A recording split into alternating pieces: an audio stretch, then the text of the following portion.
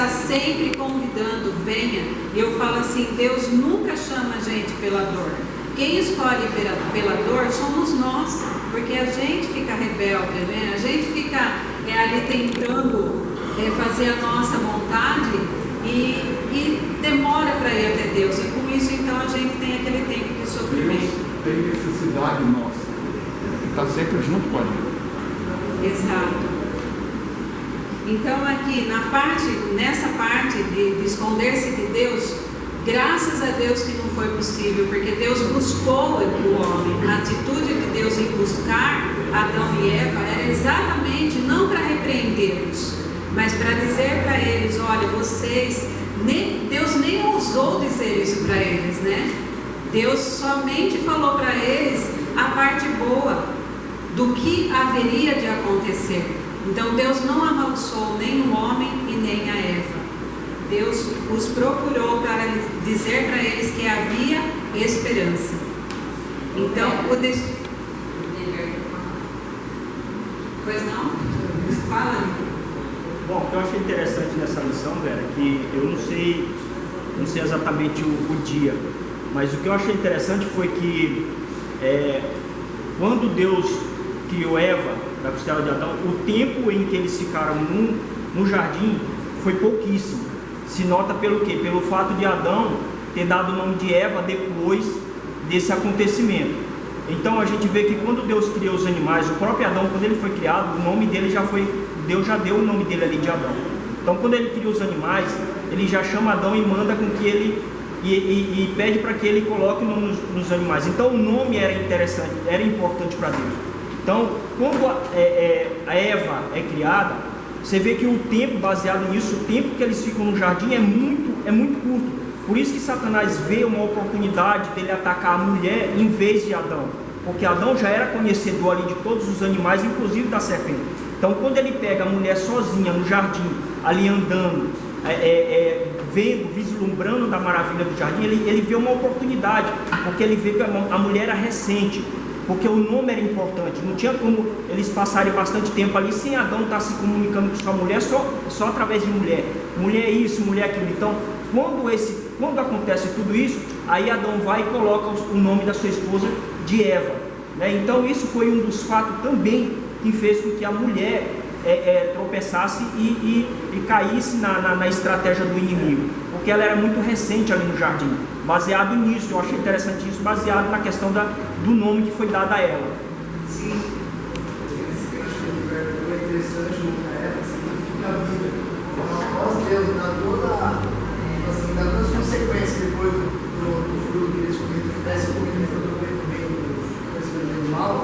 Quando Adão dá o nome de Eva significa a vida, automaticamente já remete à profecia messiânica, onde que Jesus pisaria na cabeça da serpente. É interessante que em Gênesis 3:22 fala assim, a Bíblia de muitos fala assim, então disse o Senhor Deus, eis que o homem se tornou como um de nós. Deus não conhece o mal na prática, Deus só conhece o mal através do conhecimento.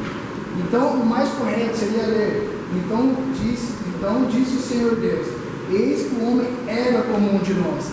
Porque Adão e Eva, no momento como foram criados, não conheciam bem o mal na prática. Conheciam o mal através da palavra de Deus. Eis que vai um anjo caído, vai tentar vocês, tudo ali. Só que eles eram como Deus na parte de purificação. Eles não tinham conhecimento do mal na prática. Assim, Deus hoje, ele conhece o mal somente através das nossas atitudes. Deus não sabe o que é mal através dele mesmo. Deus não cometeu um pecado para conhecer o pecado, diferente de Adão e Eva. Por isso que quando nós lemos essa parte da Bíblia, Deus, o mais correto é dizer o quê? Que o homem era como um de nós. Adão e Eva era como Deus nessa parte de glorificação, né, que não conheciam o mal através da prática. Quando Eva recebe esse nome de Adão, significa vida, porque através dela viria a vida, na cabeça dela, né, viria a vida novamente. Até então, que quando ela fala, adquirir um varão com o auxílio do Senhor, esse auxílio não existe. Quando ela recebe essa profecia messiânica que o Salvador pisaria na cabeça da serpente, Eva na sua cabeça, no original, fala que adquiriu um varão, o Senhor, porque na cabeça dela, Caim já seria o Salvador da terra. nós conhecemos que foi totalmente diferente. Não foi assim. Então, o destino da serpente, quarta-feira. Deus fala, né? Ele fala para a serpente o quê? Que ela seria, né, maldita e se arrastaria e comeria do pó da terra, né? E principalmente ela seria esmagada na cabeça, porque Jesus iria fazer isso através do seu sacrifício na cruz. Ninguém mata uma serpente batendo no rabo, né? Já ouvi falar, não tem como, né? Enquanto não pega na cabeça dela, ela não morre. Só que, Vera, a diferença, no caso aqui você está falando na parte de quarta-feira, ela foi amaldiçoada e continua com essa maldição até hoje. Exato. No caso, como animal.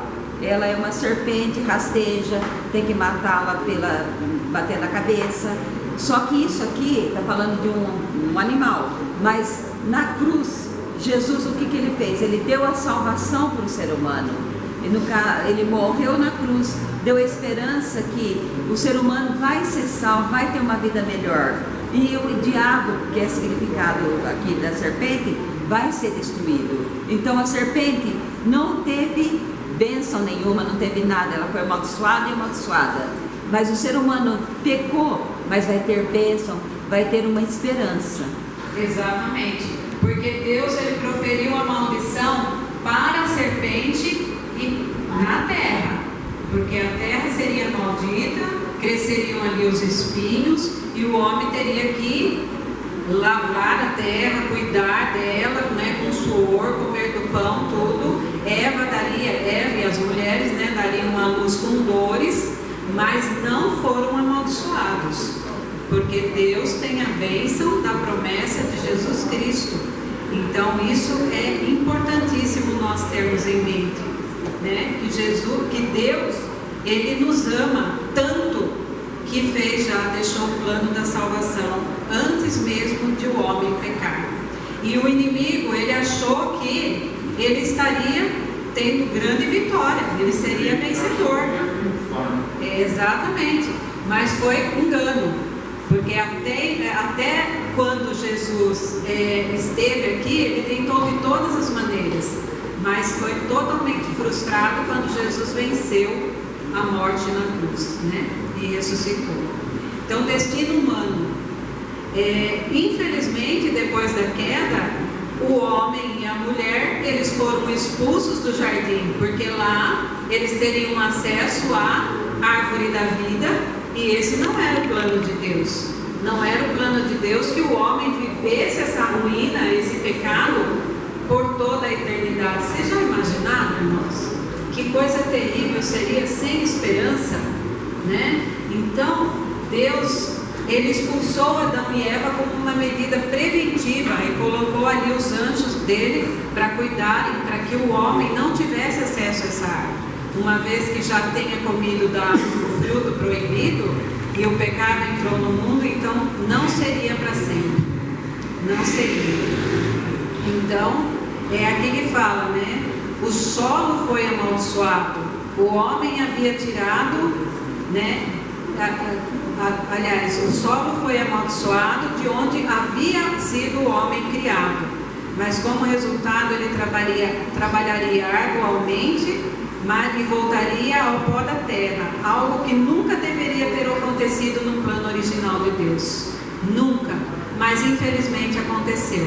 Só que hoje nós temos a grande esperança, porque Jesus na parte de sexta-feira fala que Jesus é a nossa grande esperança. Jesus veio para acabar com todo o pecado do mundo. Todos nós que aceitamos a Jesus estamos então aptos para entrar na vida eterna. Amém? Amém. Então que todos nós possamos, né, buscar o Senhor. Vamos orar, irmãos? Bondoso Deus, nós queremos te agradecer pelo grande sacrifício do Senhor Jesus em nosso favor. Muito obrigado, meu Deus, porque o Senhor preparou todas as coisas de antemão. E nos ajude, ó Deus, a permanecer fiéis à Tua palavra, porque é muito fácil, meu Deus, a gente cair nas mentiras do inimigo. Mas nos dê, ó Deus, a segurança, nos dê a guarda para que a gente guarde a nossa mente, todo o nosso ser, dessas mentiras, para que o Senhor esteja em nosso coração, em nossa mente, e em tudo que nós fizermos seja para a tua honra e para a tua glória. Em nome de Jesus. Amém. Amém.